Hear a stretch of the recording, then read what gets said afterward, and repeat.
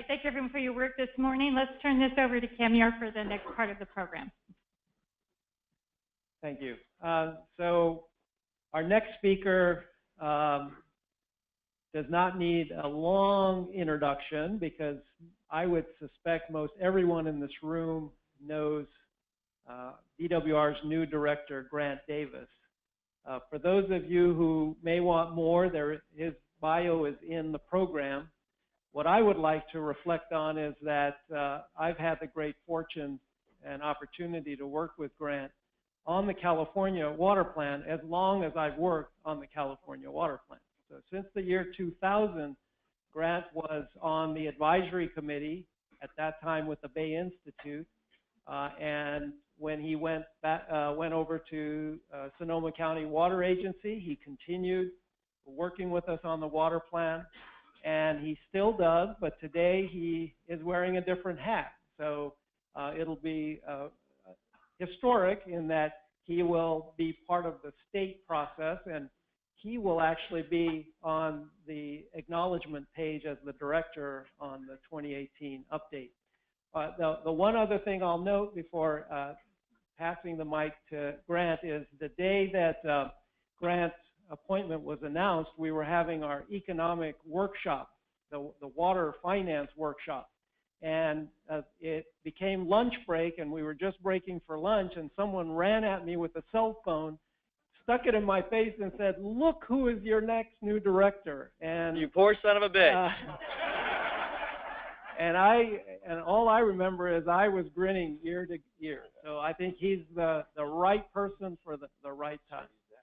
You can use whichever you like.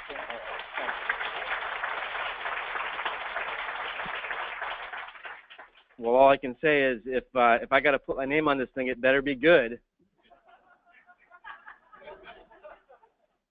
Welcome to all of you.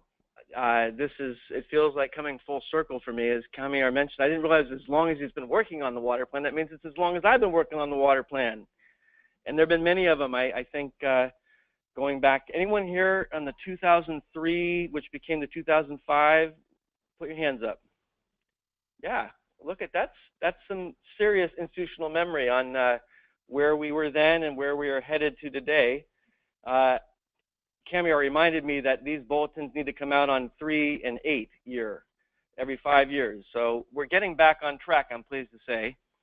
But before jumping right in, I do want to acknowledge all the DWR staff in particular, because this is probably the first time I've had a chance to speak in a larger group of staff that are some of the most dedicated and driven and capable folks I've ever worked with. Now, I have to caveat that just a little bit because I got a compliment of the Sonoma County Water Agency folks here, the lawyers and the PIOs, so I would say I look at that as some of the most, right? Because those folks know what they're doing. They made me look good, somehow had the governor reach down and tap me for this position, which, by the way, 3 months ago, I had absolutely no idea, and anyone in Sonoma that's worked with me can attest, there's no way I thought I was going to be sitting here, right? It's true. Nettie Sablehouse. Anyone ever work with Nettie Sablehouse? You get that call from Nettie, it's usually vetting a Martha Davis or some other Dave Orth, these folks that are totally competent, could take any position in the administration that they want. And you nod, and Nettie's already got her mind made up, so you're just confirming whatever Nettie says. And so I get this call, and Nettie's like, "Hey, how you doing?" And she starts talking. She's like, "Yeah, the governor wants you to consider working for the administration." I said, "Really? Who are you vetting?" And she's, "You." And I'm like, "Oh no, let me get I'm going to go barf in my wastebasket," because she was serious, and I wasn't. I was sort of taking it back like, this is some type of a joke, Nettie. And as she began to talk a little bit more about what the governor was looking for at this time, it became clear that she was pretty serious and that there was a short list of candidates to be considered, and whether I would drop everything I was doing and come up to Sacramento the next day. So you can imagine that's what's happened about 2.5 months ago to today. And it's not an accident that it's at the water plan update meeting that I get to address my staff, and also to thank all of you who are participating in this particular endeavor. It's a very important part of state water planning. In fact, it started as that. It was the water supply planning document for the state of California. And if you track the evolution over the time that Camiar and his team has been working on this, it's evolved to what it is today, which is something more integrated, something that's more regional in nature, something that's more supportive of what the state does to make sure that water managers and retailers and stakeholders are looking at the full complement of what it takes to deliver water, high quality water, pure drinking water, 24/7 throughout the year. And it's a tall order. It's a very tall order. It's getting more and more complicated by the day. So groups like yours working with DWR to find the pathways forward that are going to be successful are more important than ever. And I think that this water plan and subsequent water plans are going to be more and more relevant as we continue to hone in on what works, that we prioritize those initiatives that need support, that show results, that we have a mechanism to actually measure our progress and identify what good water management looks like and what healthy ecosystems look like that are required for providing it. You know, I real quickly want to share one story. I started my morning up on the Bear River, and that's why I wasn't here this morning. I chose the luncheon. I'm glad I did because I was able to spend some quality time with my cousins. There were 8 of us, and we were honoring my dear uncle who passed away earlier this year, and we hadn't found the time or the ability to gather and celebrate a life of someone who was just remarkable. And so yesterday we were able to spread his ashes in the Bear River. It'd be very moving to me, but you know, that's what's important. That's what's important. Family, relationships, friends, and this comes second. And I want the DWR staff to hear that more than anything. You must model that behavior of balancing your work, your family, your personal life. If you don't take care of that side of you, if that atrophies, you are not able to produce the quality product that we're all counting on you in whatever role it is that you have to perform. So I'm really serious. That's one of the 3 pillars I would put out there. I already have in writing, but I want to reemphasize that. Please take your vacations, unplug, get into the Bear River or whatever river it is that you enjoy, and replenish yourself, because that's what we need. We need people who are going to be able to sustain themselves if we're going to provide a sustainable water supply action plan. Yeah. It's been a long time, Camiar. I want to acknowledge your leadership, really. You have taken a project and an enterprise and grown it into something like this. Your instincts and your motivation are pure. You're inclusive. You bring stakeholders in. You're looking at new ideas, new ways of approaching things. Your staff are there with you from my early observations here. I know Art put a ton of work into this. You guys are a great team. And I'm confident that with guidance and with good leadership, we'll end up with a quality product. So thank you on that side.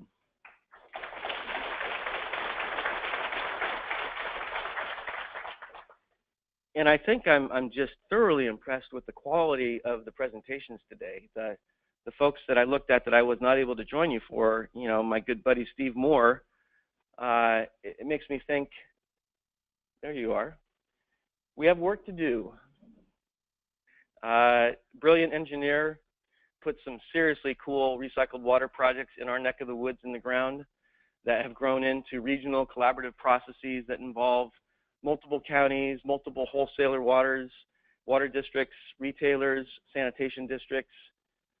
Folks like Steve Moore have the capacity to help make sure that the State Water Resources Control Board support the type of work that we're doing here.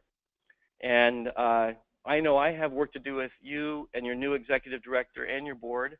DWR and the state board have got to be in sync as much as possible.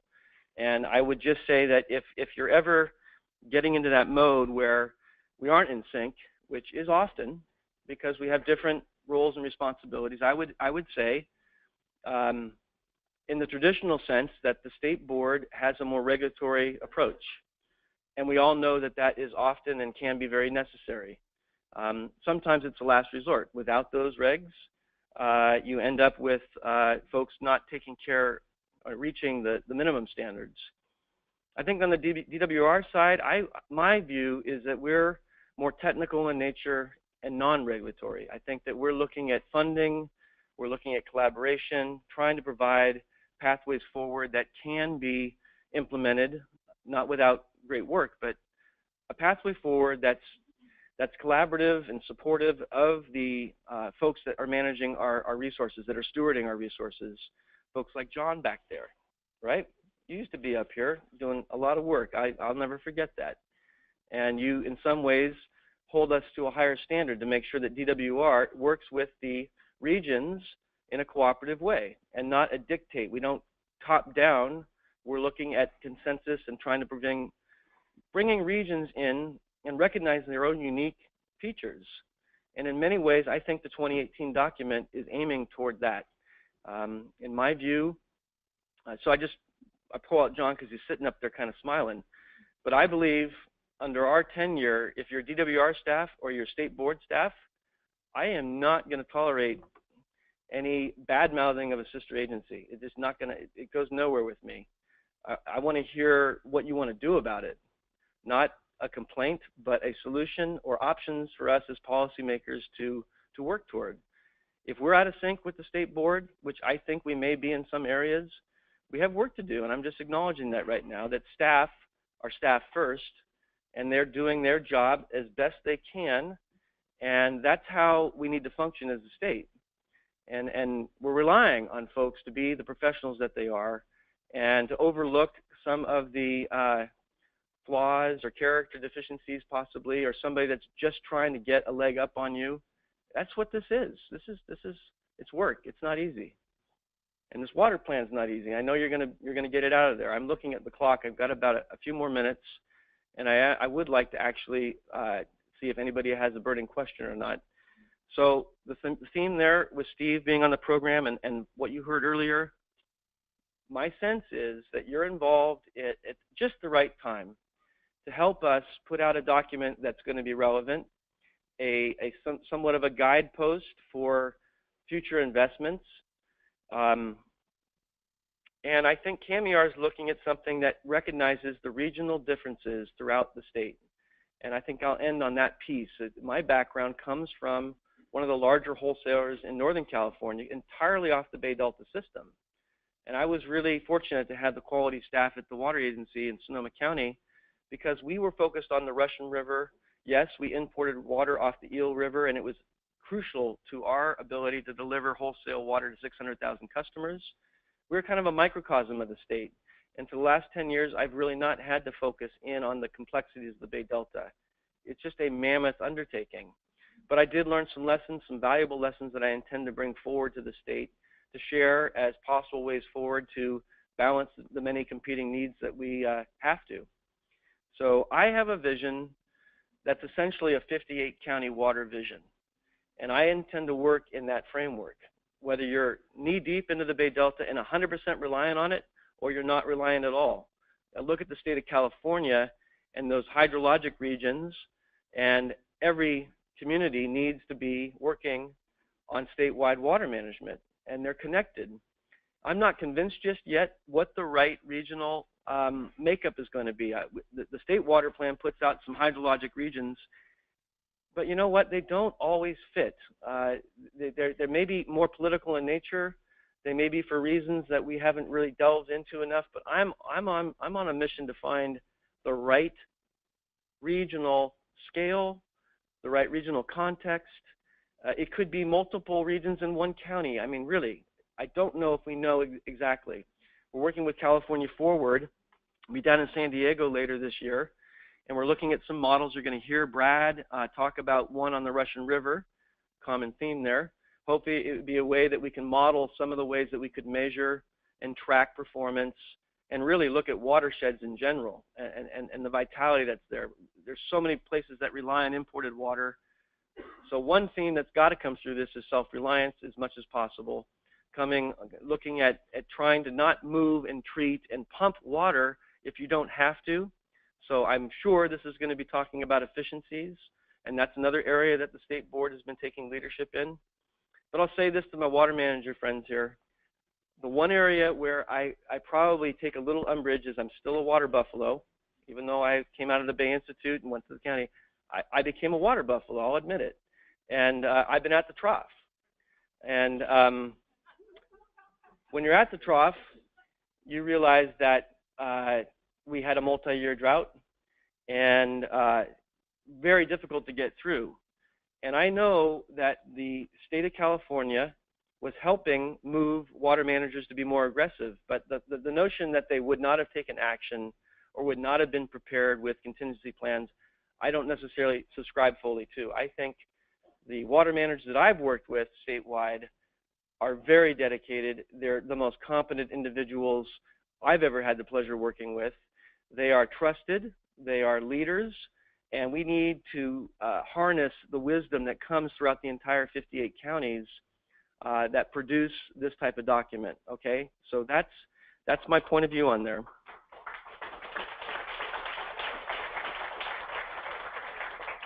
I'm going to make one more point and then we'll take questions. Are you a plant? Did they give you? No? Okay.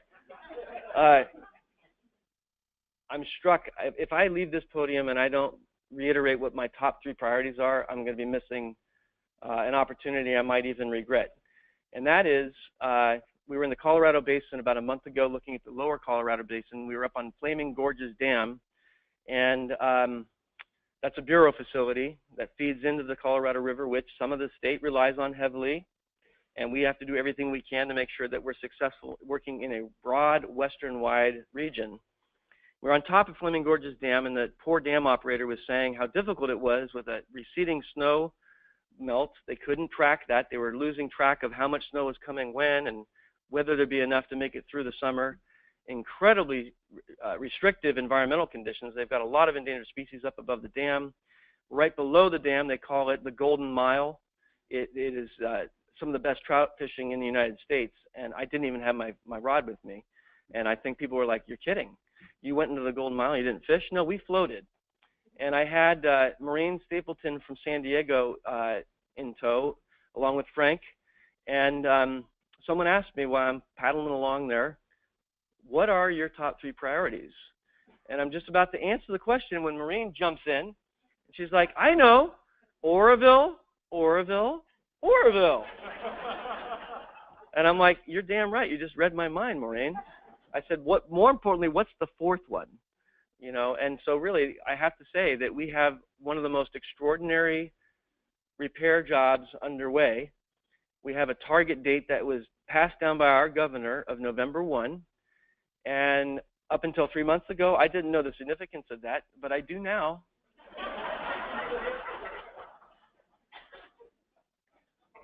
I hope that many of you will be joining us up at the dam on November 1st, where we can actually recognize the extraordinary achievement that's occurred ever since February 7th. I mean, what people lose in the story here, we could have had a Katrina in California.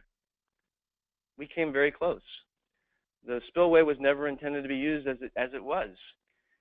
And the story I see that pains me a bit is the continued narrative that DWR was caught off guard, was not aware, was not taking care of business. The dam safety folks they let down their guard. That is not the story that we're going to tell, and it's not the truth. The truth is, and the independent forensic review has actually concluded this, that the way we currently review dam safety would not have caught what took place up there. And it was years ago, and we now need to learn the lessons, never forget those lessons, and share the lessons learned of Oroville with the entire international dam safety community. And if you doubt me, go take a look at Puerto Rico right now. Who would have thought you'd have that type of an incident that would take the dam out? It did happen there. So it's proof in the pudding. I am telling you, we have a moral obligation to learn the lessons of Oroville and to share that with the broader community. I'm looking for some way to do that. What's the best way? And that's what I'm thinking about a lot right now. The other part of that story had to do with when Sheriff issued the order. Imagine this, you're sitting there minding your own business, grabbing a bite to eat with the family and the dog, and you hear, evacuate now, This is not a drill. Wow. Evacuate now. This is not a drill. You can bet the entire mountain tries to get through. The highway patrols going multiple lanes. They've never had to do this before. They clear out a pathway, and it was jammed, right? Did anybody go through that evacuation? Just show of hands. What was it like? Interesting. That is an understatement. An interesting evacuate now. This is not a drill. But you know what my staff did? They went racing into the Hyatt power plant and engineered a solution to keep the waters that were coming dangerously close to the generators from getting into the generators so you can maintain control of the dam. That's the story that's got to be told. We did not have a Katrina. The dam did function, although we took it to its limits. We saw erosion happen, and what happened was safety comes first. And on my watch, I will guarantee you that will be what DWR will put first and foremost. We've learned our lesson. We saw water literally going underneath and possibly eroding the dam. Turns out we didn't know where it was going. Somebody had to make the gut call. It was my predecessor and the sheriff and OES. We were working in the same tandem there to evacuate because of safety first. That's going to be the order of the day. That's part of the lessons learned. How we make sure we don't repeat that is something that I'm not going to lose sight of on November 1. If any of you are so inclined, I know my staff's going to kill me for saying this, but trust me, you're part of our advisory members. We are thanking you for your service, your insights to help us better manage water. You're welcome to be up at Oroville that morning, probably around 11 o'clock, and a similar but more fully developed discussion of what I just shared with you will be made. It will be a thank you to the men and women that since February 7th have been busting their chops to get that dam back into working order for the winter. No, we're not done yet. We have the emergency spillway that's still got to get completed, and we're going to have work all the way through next year to get that dam fully back to 21st century safety.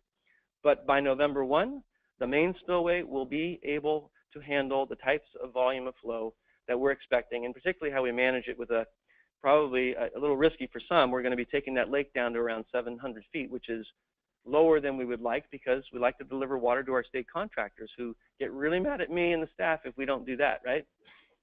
So, complex time, wonderful time, could not be more challenging. The extremes that we're dealing with, flooding 1 year, 5 years of drought before, that's what water managers are up to. That's what you're helping us design the 21st century water supply for. And I'm looking around the room at my friends and my colleagues, feeling so honored to be a part of this and to be given this truly humbling opportunity. And I know we're up for the challenge. I absolutely guarantee it. We are up to the challenge to continue to improve upon the way we do business. DWR, it stands for doing what's right. And I'm going to end. You have a question?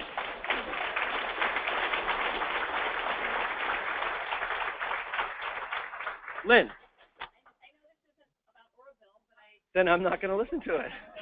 Not one of your top 3 priorities. Yeah. Thank you very much for your presentation. And you were talking about your vision for the future, and I just have to ask, in my role as IRWM Roundtable of Regions co-chair, what is your vision for how IRWM and sort of everything that embodies, what DWR's role will be in that, and how we can partner with you in the future? That's a great question. I actually really appreciate it. The roundtable, if you're not part of it, you should be. I rely on that and will increasingly rely on that group to advise us what the proper role for DWR is going to be. I go into it coming back from a region. I think I'm not sure we're number 1, but I'd like to say that we've put something together called the Resource Partnership on the North Coast that has found a way to attract money and support beyond the integrated water management dollars from DWR. Those, the sustainability dollars coming in. We have 7 counties. We have a policy panel that's 2 supervisors from each county. We have a technical review panel which is appointed by the counties and the stakeholder community.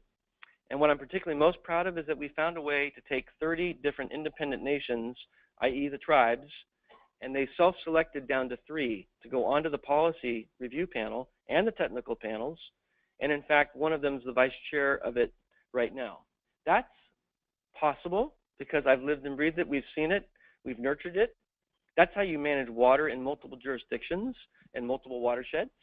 Do we have it right? I don't know if 7 is right. I can tell you Siskiyou has some really strong opinions. If you say the word climate change to Siskiyou, they're out.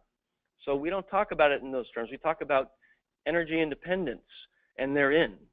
So I'm a big believer in integrated water management planning as that evolves and becomes more mature. And I think we ought to make sure that water managers are working across communities, so that feature is not just for water supply. You need to have flood control in the back of your mind and equally considered. You really do. And increasingly, you're going to be looking at recharge and some of the stuff that's going to be talked about later today. You need to look at sanitation in the next. New water, pure water campaigns are going all up and down the state right now. Recycled water is a resource. It's not a waste product. Habitat, the habitats, the upper mountain communities, the source water, we rely on that to deliver to other communities, making that connection, not losing it. That is, I believe, the way we have to go as a state. The problem has been, I think, is you're so reliant on one source of revenue, and some folks don't need the state. Some big communities really could probably go it alone, and they probably will. It's not a natural thing for water managers to reach out and share and to talk about joint decision making and being restricted on where their dollars go. It's just not. This plan is going to help motivate that behavior. And I think as a state, Steve's still here? How good? Regardless of what state agency, we're going to be putting grants out that support that, multiple benefit projects. I have not heard of a better way forward. I really don't. In fact, I doubt there is one. To ignore the tribes, to ignore stakeholders, the environment, you just can't do that anymore. Not in a current structure the way we're going. I hope that a bond will pass this June. We worked very hard to provide some funding for that continued effort, but I think it's still being developed, if you know what I mean. Folks that care about that type of planning need to engage right now. They need to be talking to their legislators and saying, that's the expectation we have, that particular provision supports the water plan and the integrated water management that's necessary. Is it enough? Heck no. There'll be other bonds that have to come. But for the time being, to develop the planning and make sure the roundtable can continue to pursue those things and advise us, we need it. So we really, very, very important dollars. I know we're trying to break up here. I'm going to leave it to you. We could do one more, but it needs to be someone who really looks like they desperately need to ask the question. So I'm looking at the facial expressions. All right, I see a desperate look. Michael, how are you, bud?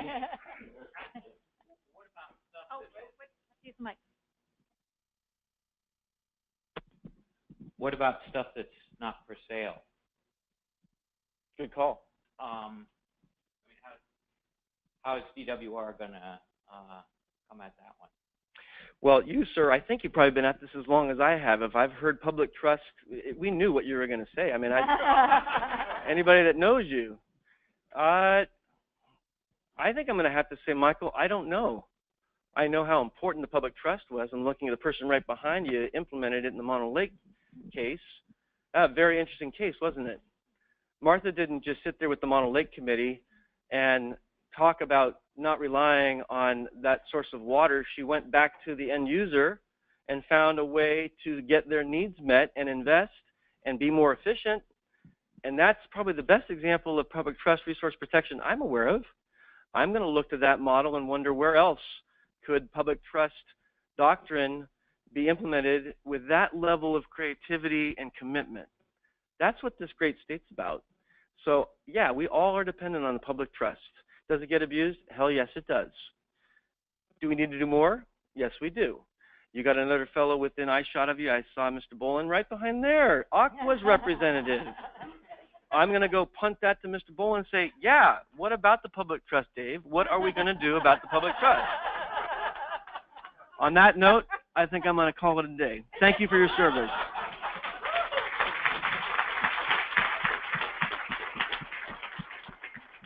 Lady, one more round for the director, please.